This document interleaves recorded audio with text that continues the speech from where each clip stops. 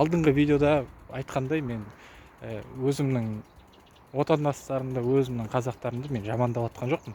Мен тек салыстырмалы түрде өзімнің көзқарасымды ғана жеткізіп жатырмын.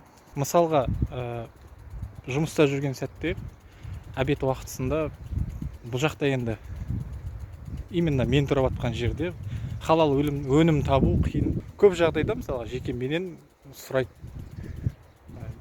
мысалға не жейсің, мынандай жейсің ба, шошқаның етін жейсің ба деген сияқты алдын ала сұрап алады мені.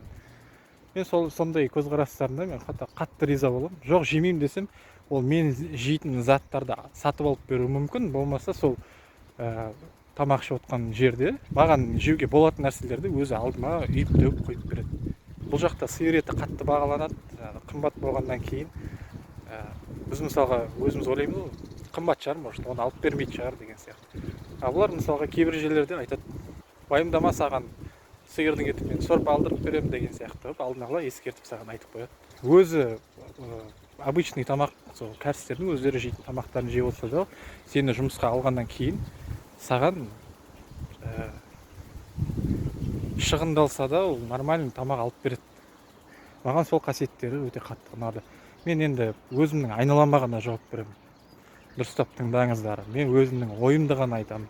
Мен бүкіл Кореяға жауап бермеймін. Мен не көремін, соны ғана сіздерге жеткізуге тырысамын.